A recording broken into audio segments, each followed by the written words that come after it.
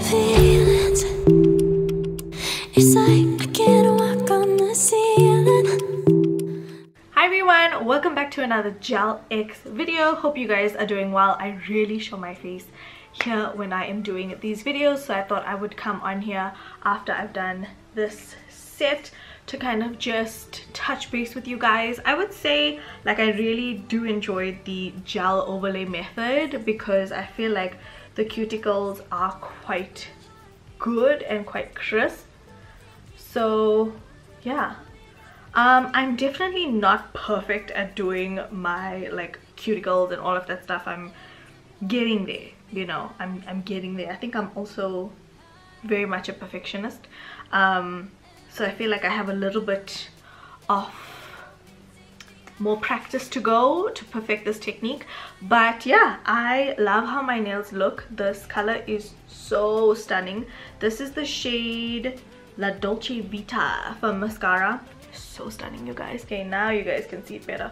Also, I changed my nails because the square ones were great, but because I'm very rough on my nails, I find that acrylics would have probably been better for that length. But I really enjoyed this length when I had it when I first did my Gel X set about 2 sets ago. So I decided to go back to this simple almond, and I'm just really liking simplistic nails, so that's what I decided to go for. Stay tuned and keep watching to see how I got these nails. Okay everyone, so I left out the cuticle prep, the soaking of the nails, all of that stuff in this video because I really wanted to focus on the application of the tip. I feel like most of the time I'm out of frame, so I really wanted to get right in there and make sure that I had all of the shots for you guys to ensure that you could see exactly what I'm doing if you are going to do your nails at home.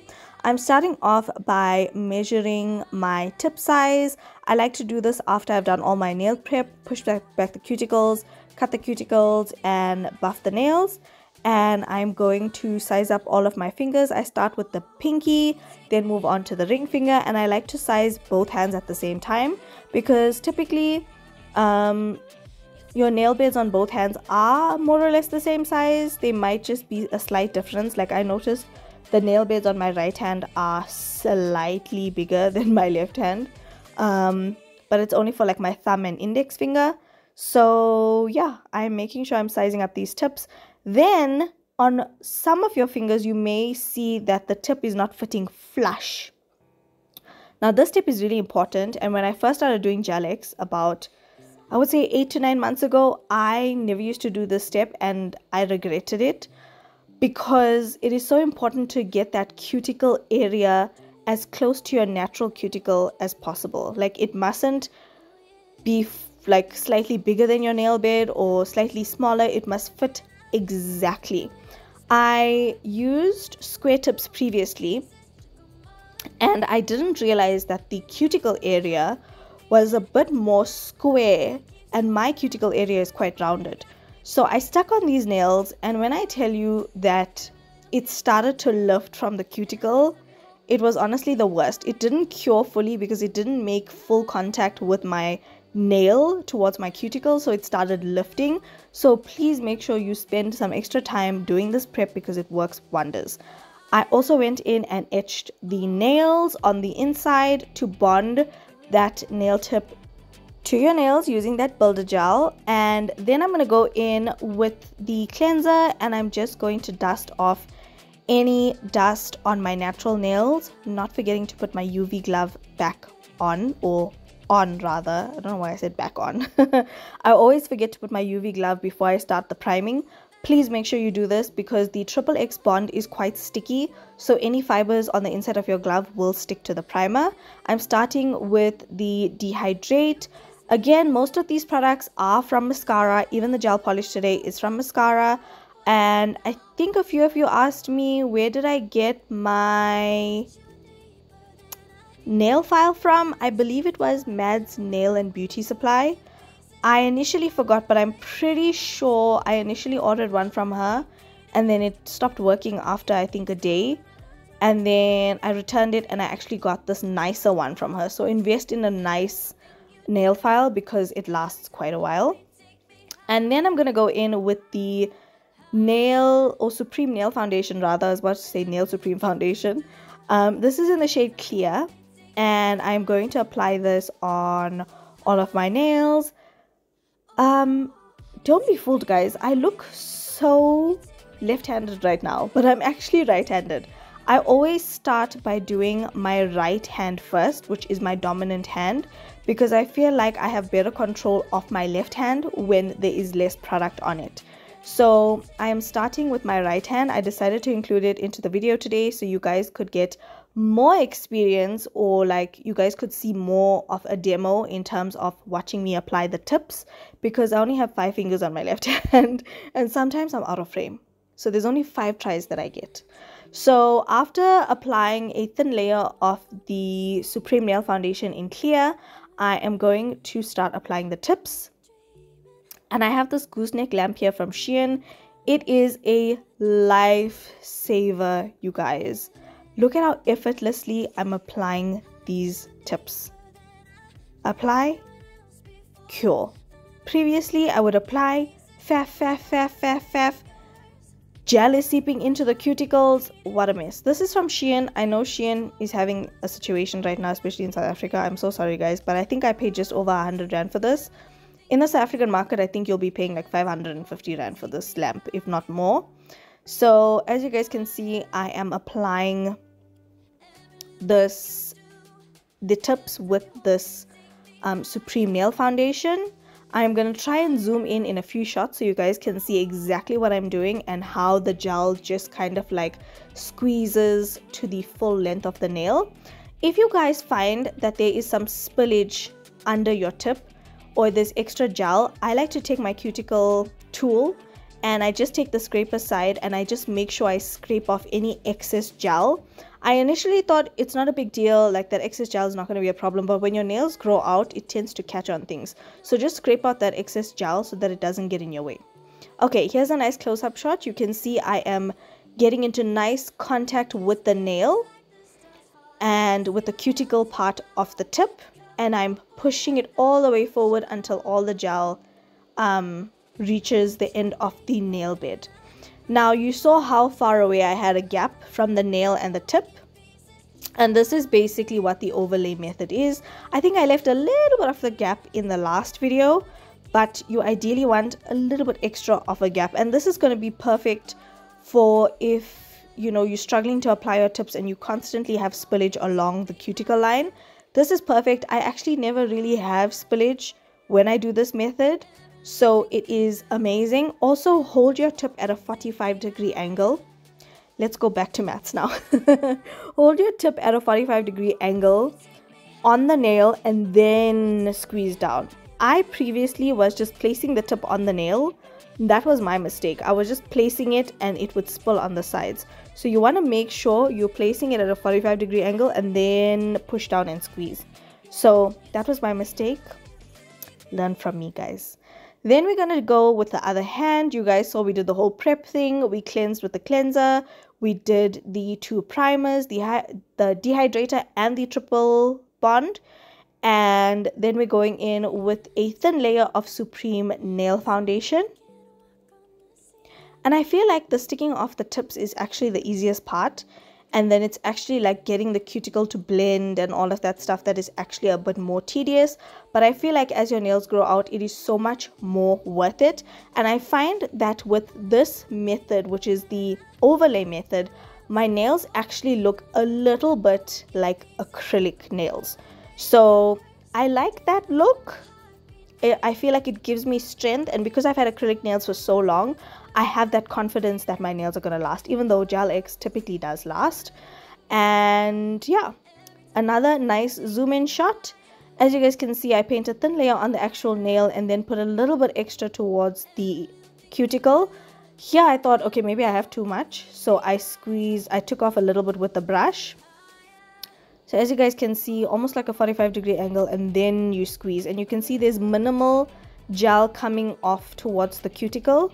So try and get that tip to a 45-degree angle. As you guys can see, I had some spillage. So what you can do is when you feel the tip is secure, you take it out from under the flash cure lamp and you just scrape off the excess gel. It will come off easily. Put it under the lamp for another 20 to 30 seconds and make sure that it's secure before you move on to the next nail, because you don't really want it popping off. We have another nice close-up shot here, you guys can see. I love that. I love the fact that I got these nice shots for you guys this time around. And again, if you guys can invest in this gooseneck lamp, please do, because it makes your life so much easier. You guys can see I'm literally flying through the application of these tips. Like, the only thing that's taking long at this point in time is the actual curing part. And you can see I had a bit of spillage on the thumb, and I'm going in with my cuticle scraper and I'm just making sure I clean up that gel. So letting that cure in my lamp for a full 60 seconds. Then I am taking this cuticle bit. Now I am going to ensure that the tip is flush with my natural nail. And what I'm going to do is I have this bit at an angle where the bit is just touching the part of the tip that is sticking out, that is not flush with the nail.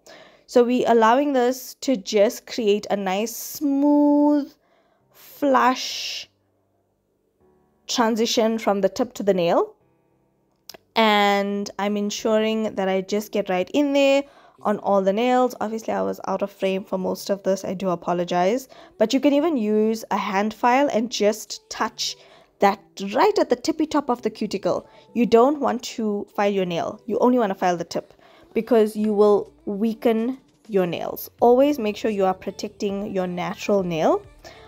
As you guys can see, I am taking that clear builder gel again, and I'm taking a thin brush and I'm going to just fill in the space between your cuticle, your natural nail, and the tip. And I have my flash cure lamp here, because if the builder gel sits on your cuticle for a while, obviously it's going to heat up and it's going to tend to spill into your cuticle line. So to ensure that your cuticles are crisp, cure this gel as you go.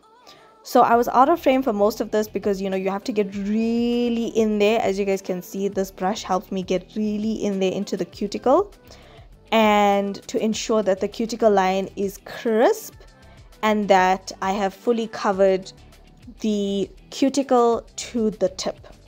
Now when your nails grow out, this is going to be so crisp, so smooth, and I might even do a fill on the set the next time it grows out, instead of soaking it off and doing it all again, because this set is going to last.